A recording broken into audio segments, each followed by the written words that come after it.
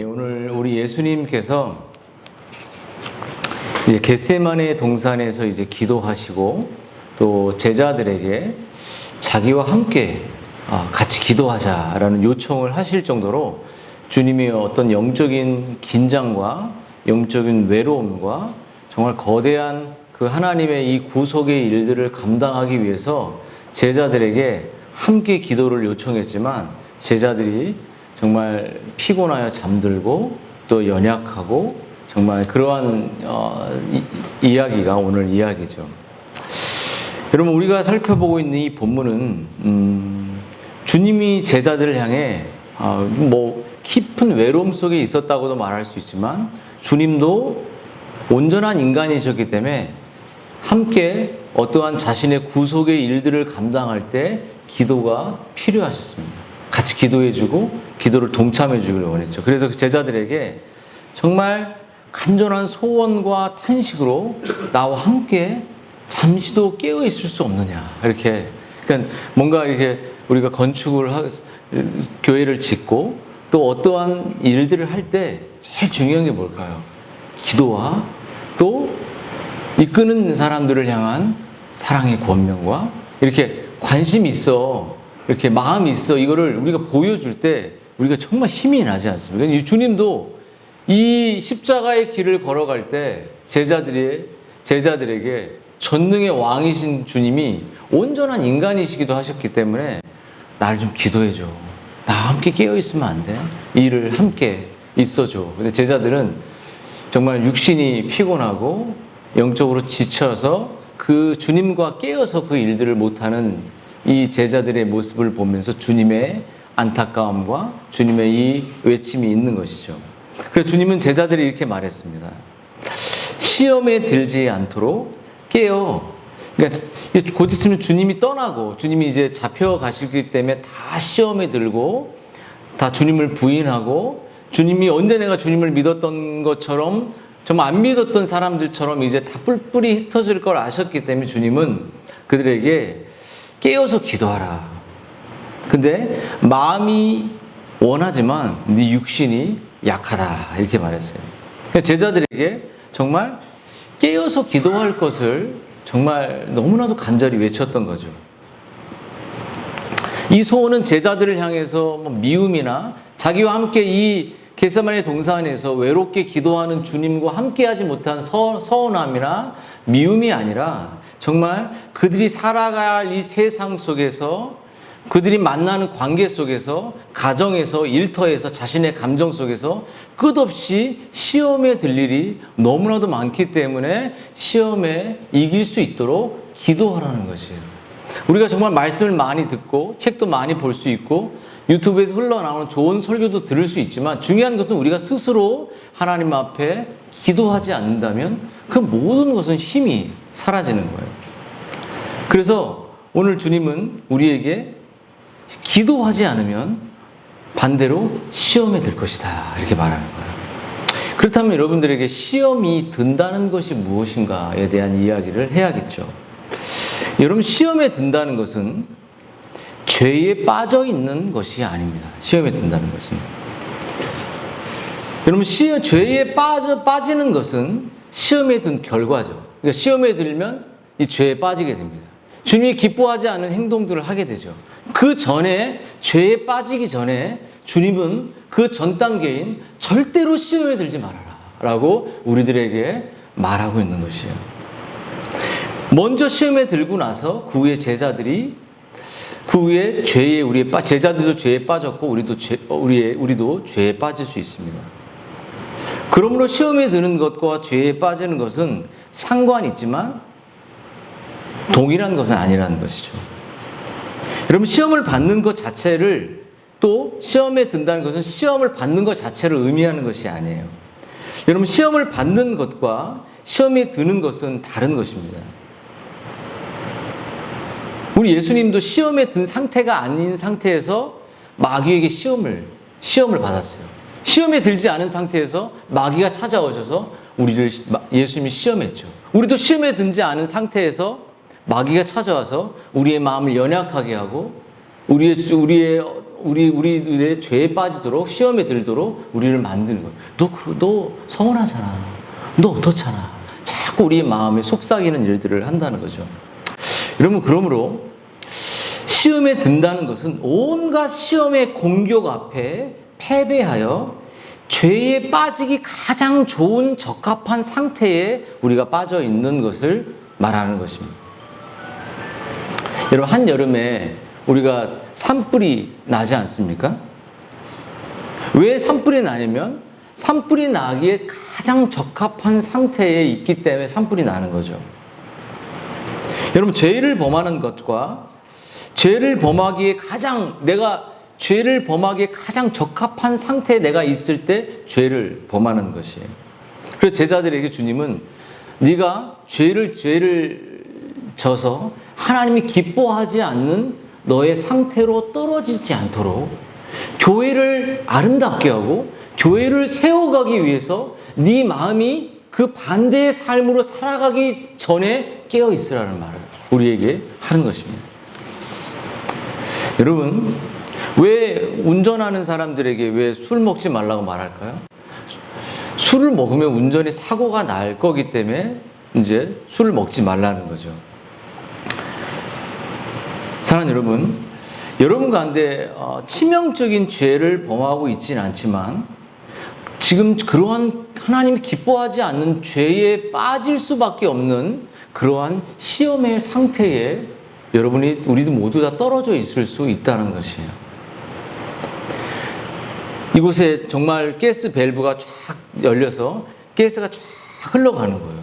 근데 모르죠. 근데 스파크 한 번만 딱 키면 불이 확 나는 것처럼 여러분, 조금만 사단이 유혹을 조금만 줘도 그 유혹을 금방 받아들일 수 있는, 너무 좋구나, 유혹을 받아들일 수 있는 상태, 이게 시험에 들어있는 상태라고 말할 수 있죠. 조금만 내 마음에 상처가 있고 조금만 내가 힘들면 오늘은 쥐를 빠져야겠다.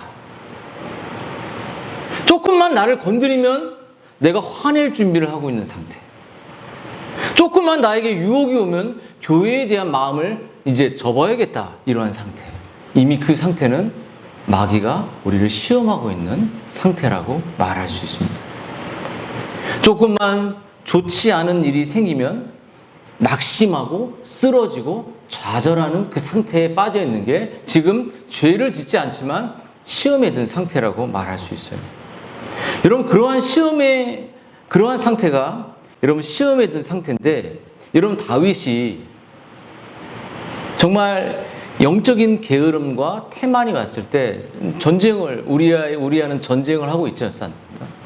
근데 그 높은 곳을 거닐면서 우리아의 아내를 보았을 때 그는 죄를 범한 충동이 생겼어요. 죄를 범했고 시험에 들었죠. 그래서 죄를 실행했습니다. 그래서 주님은 제자들에게 죄에 빠지지 않게 조심하라고 말하지 않고 시험에 정말 들지 않도록 너 깨어 있어야 돼. 너 깨어서 시험에 들어서 죄를 범하는, 하나님이 기뻐하지 않는 행동을, 교회를 이롭게 하지 않는 행동을, 그런 결단들을 하지 않는 단계까지 가서는 절대 안 된다기 위해서 기도하라고 말씀하시는 거죠. 여러분, 왜냐하면 시험에 드는 것은 곧 죄와 사단에게 자기의 마음의 성문을 열어주고 그것들이 내 마음을 완전히 정복하도록 만드는 것이에요. 모든 미움, 원망, 불신, 그 어리석음, 이 모든 것들이 정말 내 마음을 열어놓으면 사단이 딱 들어와서 너 서운하잖아. 너 저 사람 밉잖아. 너 지금 네 마음이 그렇잖아. 이것을 막 크게 해서 어떻게 하냐면 결과적으로는 죄를 범하는 행동까지 만든다는 것이에요. 그래서 오늘 주님은 제자들에게 기도가 얼마나 중요한지, 기도가 어떤 것인지, 기도의 필요성을 우리에게 말하고 있는 것입니다. 우리는 왜 기도해야 하는가? 왜 우리는 말씀을 떠나지 말아야 하는가? 우리는 왜 말씀과 기도를 목숨을 걸고 해야 하는가? 라고 말할 때, 여러분, 기도는 시험에 드는 상태를 방지하고 우리에게 다가오는 모든 유혹들을 이길 수 있는 힘이 기도에 있기 때문이에요. 그래서 제자들에게 시험에 들지 않도록 깨어서 기도하라 이렇게 말했습니다. 여러분, 주기도문도 우리에게 정말 우리를 시험에 들게 하지 마옵시고 라고 우리에게 주님이 가르치셨죠. 여러분, 어째서 기도가 없을 때 여러분 우리는 시험에 들게 될까요? 우리는 늘 말씀을 읽고 말씀을 듣고 하는데 기도가 없을 때 우리는 왜 시험에 들까요? 그것은 여러분, 기도가 없을 때 우리 안에 말씀을 듣고 그 말씀을 붙잡고 우리는 기도하게 되는데, 기도하지 않을 때 우리는 영적인 소원보다, 하나님이 기뻐하는 소원보다, 하나님이 추구하는 교회의 방향보다 내가 추구하는 육적인 소원들이 우리 안에 커지기 시작합니다. 마음이 원이로되 육신이 약하다. 여러분, 이것이 바로 우리들의 상태라고 말할 수 있죠. 마음으로는 하나님을 향한 소원을 지니고 있죠. 우리는 마음으로는 내가 수모임 열심히 해야지, 마음으로는 지체들 챙겨야지, 마음으로는 내가 설교 듣고 기도해야지, 마음으로는 정말 교회를 도와야지 이렇게 말하지만, 여러분 다 알아요, 제가 잘할게요 라고 말하지만, 여러분 우리의 마음속에 실제로 영적인 그 은혜가 있어서 헌신까지 나아가는 것은 일어나지 않는 것이에요. 여러분, 우리는 육신의 상태는, 실제로 우리의 육신의 본성은 기도보다 잠을 원합니다.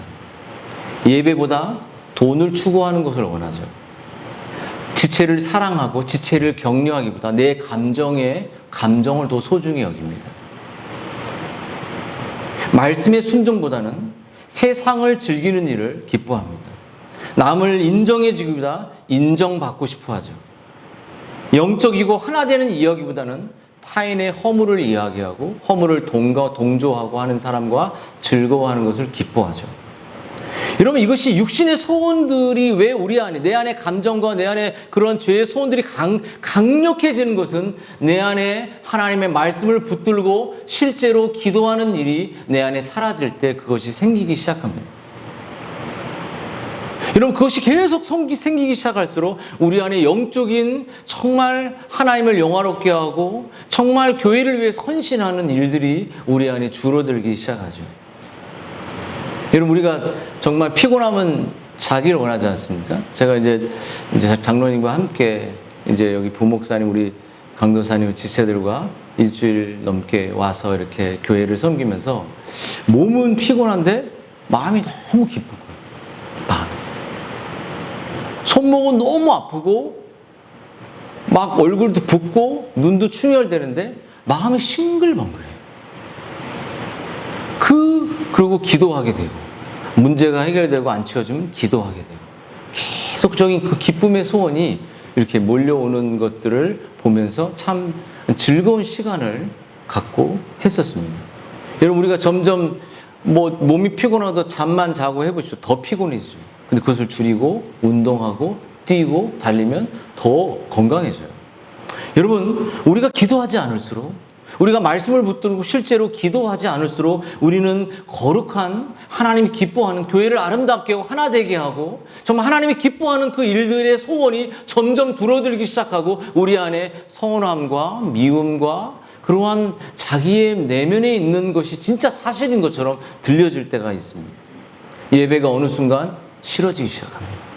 기도하기 싫어져요. 저 사람이 미워지기 시작합니다. 말씀을 듣긴 듣는데 실천하지 않습니다. 교회 생활이 점점 실증나기 시작합니다. 신앙생활에 빨간 불이 지금 들어온 것이에요. 영적 화재주의보가 지금 사이렌이 울리고 있는 것이에요. 가정에 부부싸움이라는 화재가 정말 영적으로 우리 안에 없을 때, 지체들 간의 영적인 기도가 사라질 때 우리 안에 내면의 싸움이 막 생기기 시작하는 거예요. 그것은 기도하라는 신호입니다.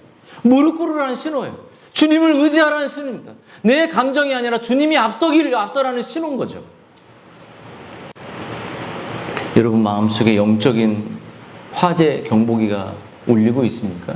아니면 영적인 거룩한 소원이 내 안에, 내가 좀 더 돕지 못해서 미안하다, 내가 좀 더 헌신하지 못해서 속상하다, 근데 제가 실은 이렇게 몸이 너무 피곤했을 때 우리 이세용 목사님이 폐기물이 안 치워지길래 되게 걱정했는데 오늘 하루 쉬어야겠다 했는데 목사님 내일 가실 거죠? 이렇게. 그럼 뭐 안 간다고 할 수 없잖아요. 가야죠. 이렇게 하고 이런 서로가 계속 와서 하고 싶은 정말 몸은 거대지만 이 영혼의 기쁨이 일들을 충분히 감당하는 것을 영적인 교회가 아름다워지고 교회가 소문이 나고 교회가 점점 복되게 되고 이 평화교회 주변에 드러나는 그 바뀌어서 소원이 막 기쁨이 있기 때문에 육체의 한계를 또 뛰어넘는 일들을 경험하게 됐습니다. 여러분 우리 안에 여러분 우리가 말씀을 붙들고 기도하지 않으면 우리는 세상의 즐거움이 보이기 시작합니다. 세상의 SNS나 세상의 외적인 쇼츠들을 보고 허비하는 시간을 보내게 됩니다. 여러분 이런 영적인 소원들이 우리 안에 사라지고 거룩한 교회가 아름답게 되는 소원들이 사라지게 될 때 우리의 내면에 그것이 없어지게 될 때 뭐가 없어질까요? 그것은 미움을 말하는 게 아니에요. 성도의 영적 사랑이 사라집니다. 성도 안에 온유하고 저 형제 저 자매 꼭 와야 되는데 저 권사님 다시 일어나야 되는데 저 장로님 일어나야 돼 저 집사님 품어야 돼 이런 관심이 우리 안에 완전히 사라지게 돼요. 그래서 내적인 이 기도하지 않을 때 내적인 이 부패와 내적인 이 암담함은 우리의 외적인 지체의 무관심으로 드러나게 되었어요. 교회는 영적인 타락이 옵니다. 교회는 교회로서의 온전한 역할이 사라지고 말씀이 사라지고 기도가 사라지고 교회의 모습도 그렇다면 우리의 개인의 모습은 저 지체예요. 여러분 한번 이런 거죠.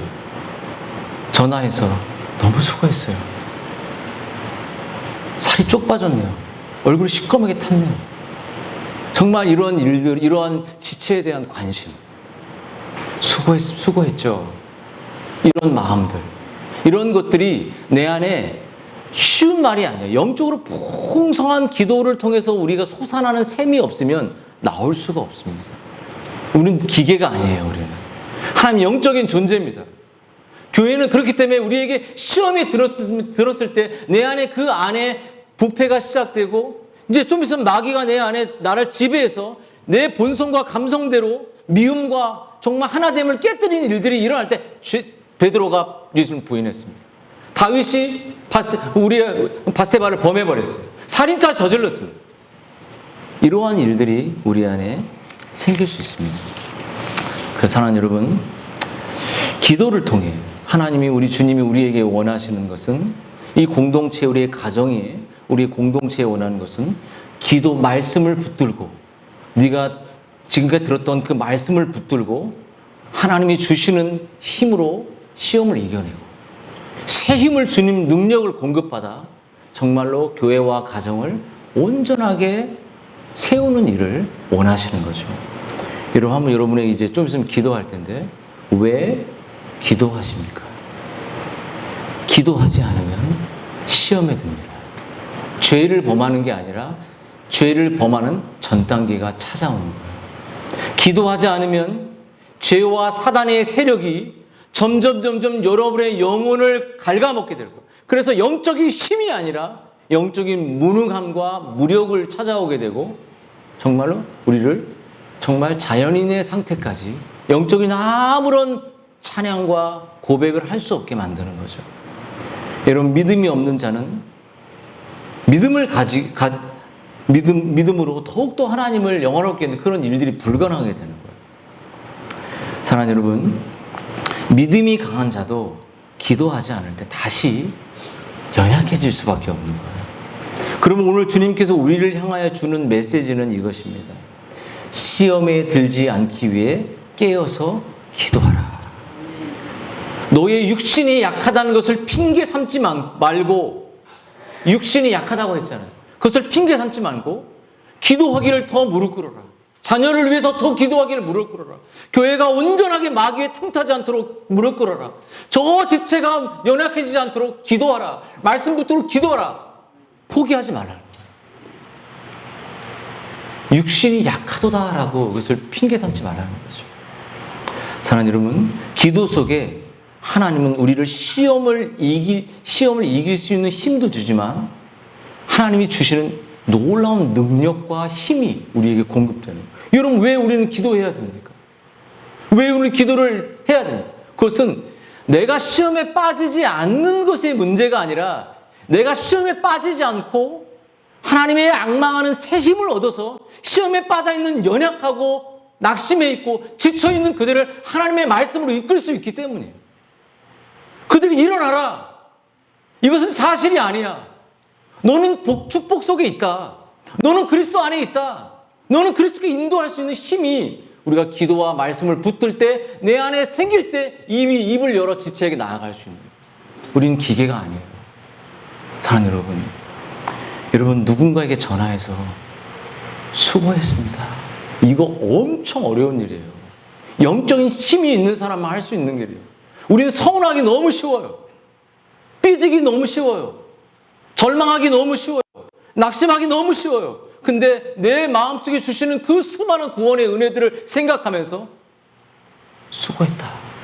이 말 한마디는 너무 어려워. 영적인 사람만 할 수 있는 일이에요. 그래서 주님 우리에게 기도하라. 사랑하는 오늘 주님은 다른 길이 있다면 우리에게 기도하라고 말하지 않았을 것이에요. 여러분, 하지만 성경은 오늘 이사야의 말씀처럼 이사야도 우리의 기도를 초청해요.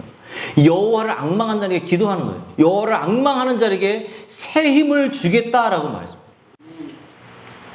소년도 장정도 다 넘어지지만 여호와를 앙망하고 네가 기도하면 새 힘을 주십니다.